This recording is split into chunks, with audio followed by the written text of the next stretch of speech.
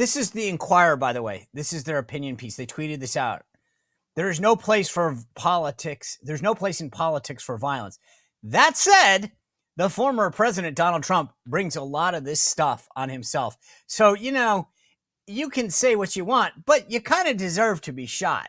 I mean, what this is, I can't imagine. I just, if that headline was the other way, if Trish Regan said that, to your point about your Google search, they'd be killing you. Trish Regan justifies violence and it's like, or Sean Spicer, but they get away with it because the hatred of Donald Trump is such that it's okay. And that's what I think, to me, is a problem, is this idea that as long as we don't like you, it's okay. Because, this gets back to this greater good theory that exists on the left. It's okay to lie. It's okay to cheat. It's okay to manipulate. It's okay to suppress a laptop. As long as it's in pursuit of what we believe the greater good to be. It's frightening. I mean, think about that. It's really, really frightening. And this has happened in history. And they keep pointing the finger at the right. And I'm like, whoa, it's not the right that is making up, stories about a laptop or making up stories about a dirty dossier. Like, this is all on you guys. Thank you very much. Right. Right? I mean, think about the threat to democracy, right? We didn't try to kick somebody off the ballot. They tried to kick Trump off the ballot. They tried to kick RFK off the ballot. They pushed Biden out. They've tried. I mean, think about, for all the talk about she won't engage with the media, Kamala Harris. I mean, if you actually want to talk about democracy and the fundamentals and the principles of democracy, by the way, on Constitution Day, thank you. It's their side that is engaged in all this. They want to pack the court, right? They want to do all these things to undermine. If they don't get their way, it's all in this pursuit of power. It's funny, they use these phrases, and at the end of the day, it's really like they get the media to buy into them, but they're exactly the opposite. They don't support democracy. They actually do everything. Trump hasn't tried to kick anyone off the ballot. It's them that try to kick. I mean, that voting. The media is just really, you say they get the media to buy in. This is not the most talented group of people. Let's be very clear. To your point, they're usually the socially awkward people, okay? So they don't have the je ne sais quoi. So they're print reporters. Great. A bunch of print reporters that maybe did well in school. Maybe. I mean, actually, most of the reporters I know didn't really go to such great schools, whatever. We'll throw them a bone and say that they went to a nice school. They were English majors, okay? I'm sorry. Don't mean to offend any English majors out there. At best, maybe a poli-sci major. I mean, these are not, dare I say, the best and the brightest. Because you know what? There's way better places to go and work. No, it's sort of like, I feel like there's really a guidance counselor when I went there. And I came from Wall Street, okay? So I'm used to being around the best and the brightest. That's not what I was saying. Their guidance counselors probably said, hey, you're really not good at much, so why don't you go be a reporter? Yeah. All right, you mentioned Disney. Yeah. I want to back into this a second. There is a new report out, and I want to ask you this just from if you put your journalism hat on and pretend that you're back in legacy journalism. There's an affidavit that hasn't gotten much reporting. And this affidavit comes from an employee of ABC the day before the debate, okay, saying under oath, under the penalty of perjury, I swear that ABC has given Harris and her team the debate questions. And by the way, they knew about stuff in the deposition that had not been made public, certain details, which add a lot of credibility to this. So let me just start with this. If this had come across your desk, this issue, would you have made it put it into your show or reported on it? I reported on it yesterday. No. But if would you I were have done back it in legacy media? That's Trish Regan, independent journalism. If Trish Regan was still, all the places that you've worked in the past, do you think that it depends on the place? Really? Seriously. Now, Fox would have loved it because Fox wants to take down any other member of the media, right? It's us against the world. And so that's a narrative that they would have embraced.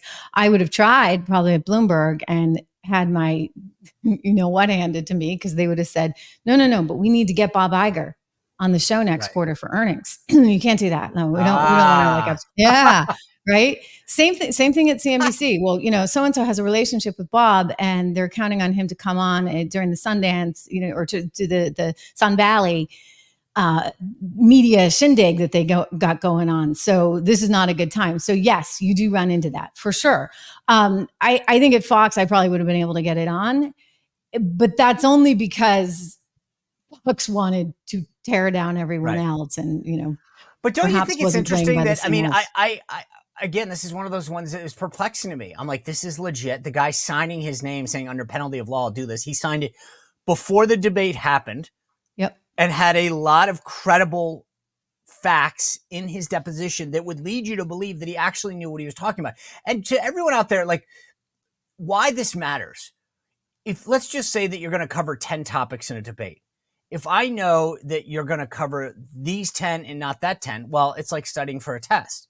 So you're not going to cover Ukraine. Okay, well, I don't have to study for Ukraine, right? Wait, Sean, here's the crazy thing.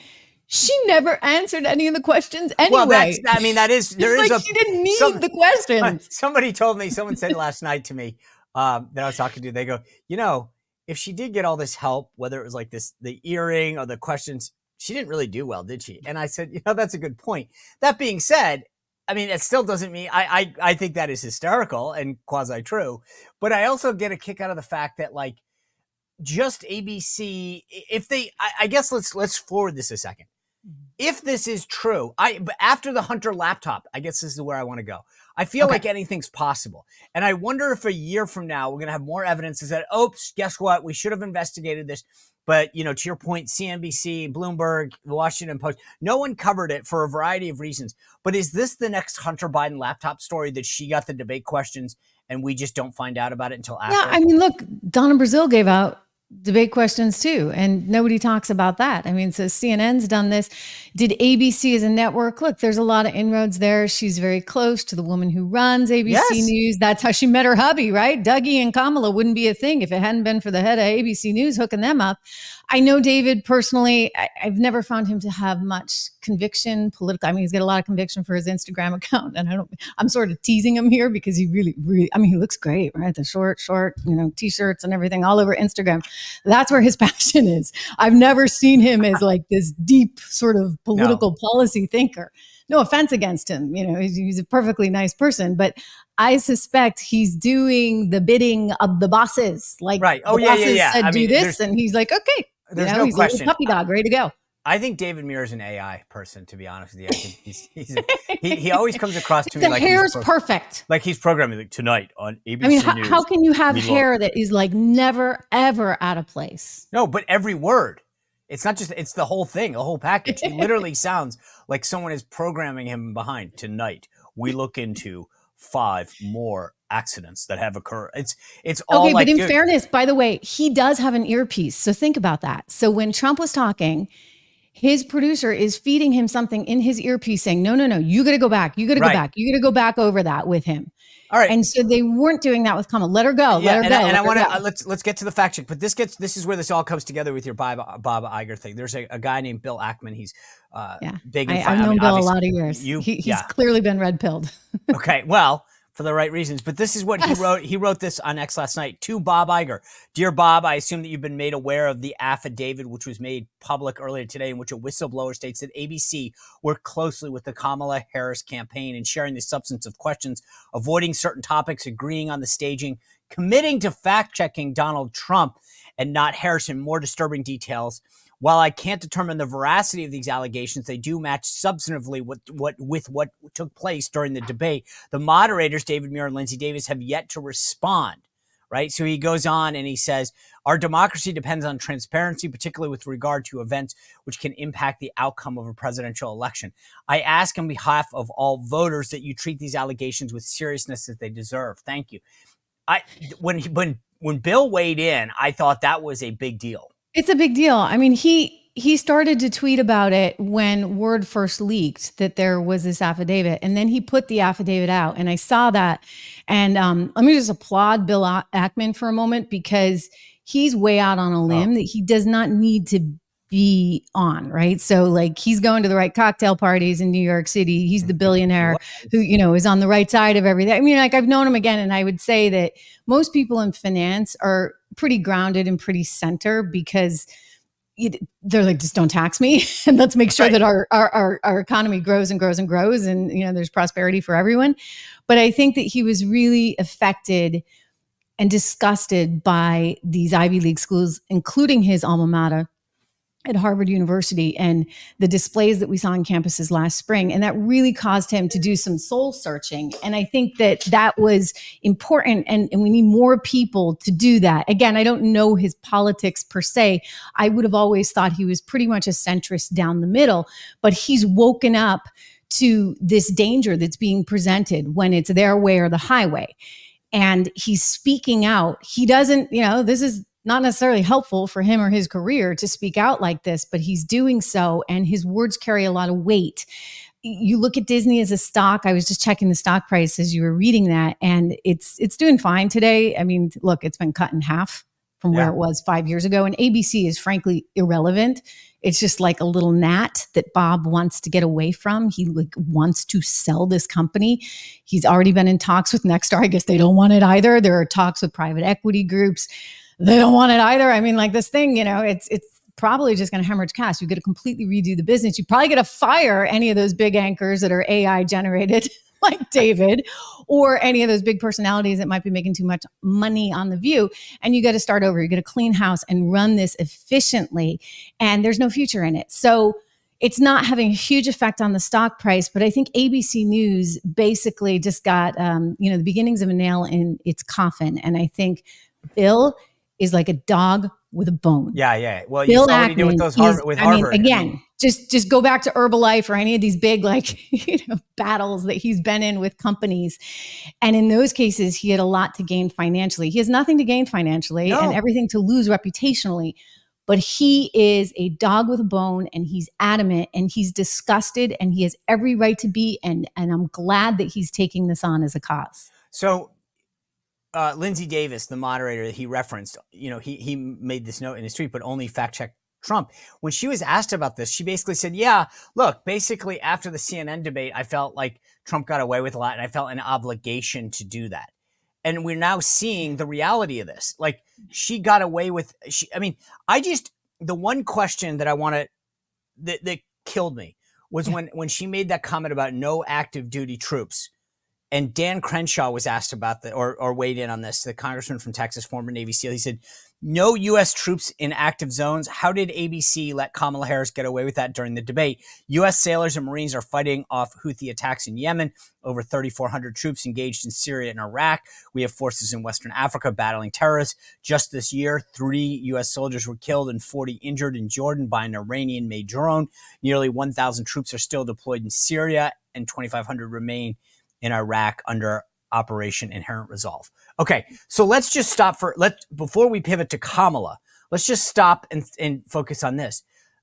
Lindsay Davis says, I'm not going to fact check her, and yet she's allowed to make multiple inaccurate lies during that debate and get away with it, this being one of them. What does that say about ABC News, though? Because no one called them out for it. In fact, it was like, good job from her colleagues, because they only went one way. Oh, they're despicable. They're shameful. They have a narrative, and anything that doesn't fit the narrative, it isn't worthy of their time, I guess. But here's a question for you.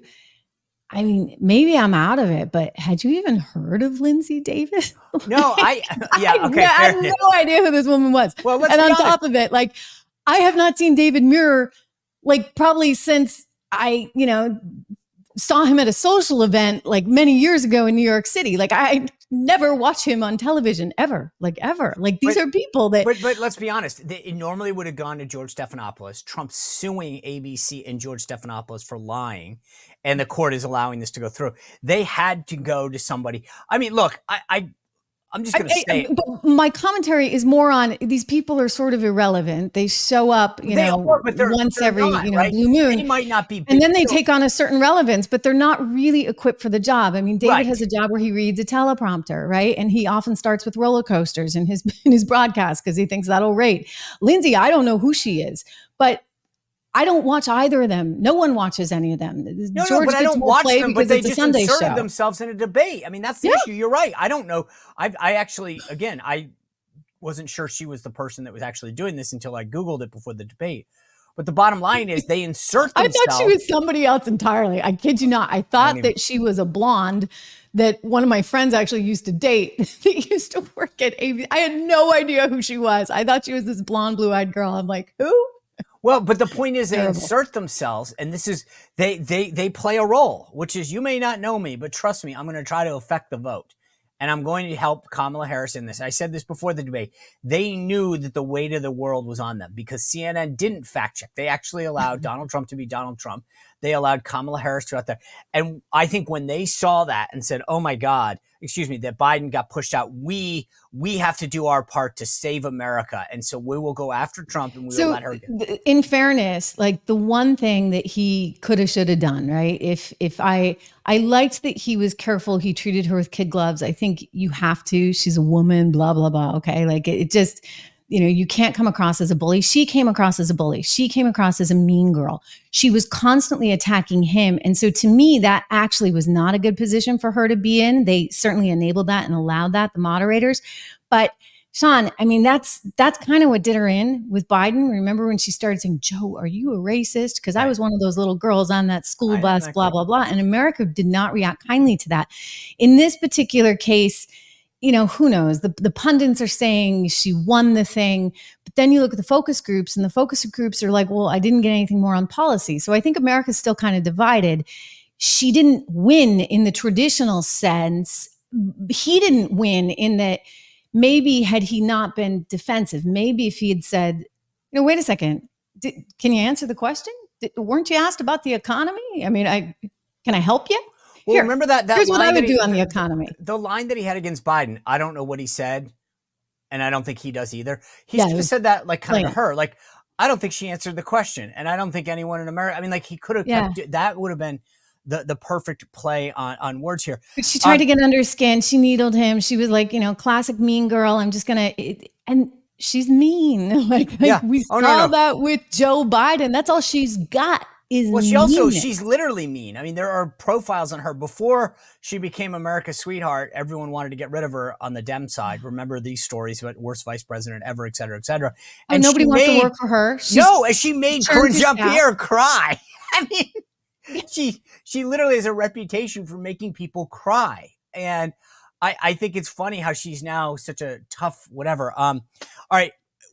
You have this newsletter that you put out, 76 Research. You analyze stuff, and so I want to use that brain of yours in that to analyze this ad that Trump has put out. I'll reserve comment till I hear what you say. This is a new ad that they put out today. Okay. I think this is definitely in the Trish Regan wheelhouse. Take a look at this, and then tell me what you think. Another day under Bidenomics. Morning coffee costs 65% more. Gas for getting to work costs doubled. Workers' incomes down 3 straight years. Groceries cost you 20% more. And mortgage payments astronomical. Bidenomics is working, and we are very proud of Bidenomics. Pleasant dreams. I'm Donald J. Trump, and I approve this message. I always laugh at the end of that. I don't know why, and I've only watched it like 5 times. All right, Trish, what do you think of the ad? Dynamite. I mean, that's his message. You ride that all day long, and every bit of it is true. In fact, I was just looking at an article in Bloomberg this morning about coffee beans, commodity prices for coffee beans going even higher. So expect them to move up more than the 65% they're already up. Look, this has been a very hard, very painful time. It's because of the quote Inflation Reduction Act that they put in, which was just an enormous amount of giveaways to pet projects and industries.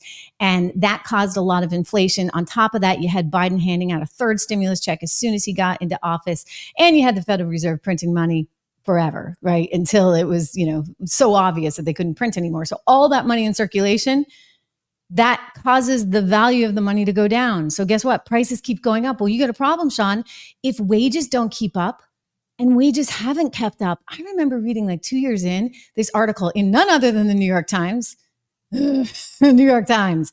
And I'm like, are there reporters this stupid? Because they were talking about wages and they didn't look at real wages. So real wages are wages adjusted for inflation. They were talking about how wages were up. I'm like, no, they're not. real wages are not up. In other words, you have to adjust that number for inflation, because if inflation is up 20% and wages are up 4%, guess what? You're really down. And so this is the entire problem with Bidenomics or Kamalomics, whatever you want to call it. I think Kamalomics would be even worse, because she's talking giveaways. The surest way to drive home prices up would be to give everyone $25,000 for a home. Guess what? You just added $25K onto every sticker price for every new home. She's totally wrong. This has been tried. This socialism, dare I say communism. I'm going to leave my word alone. We're going to keep it clean for the kids, but you know exactly what I think of this. All this stuff that she's proposing has been tried all over the world many, many times, Sean.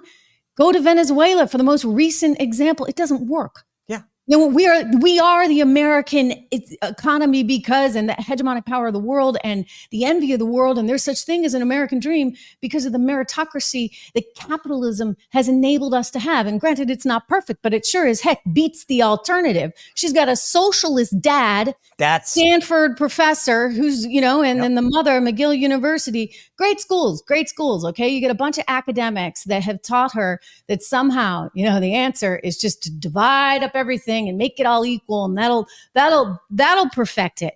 It won't. It will make it so much worse. And you have only the 3.5 years to look at where she has displayed how bad her policy is. So that's a dynamite commercial. Good for him. Well, if you enjoyed this content, make sure to like this video, subscribe, and click the notification bell to get more.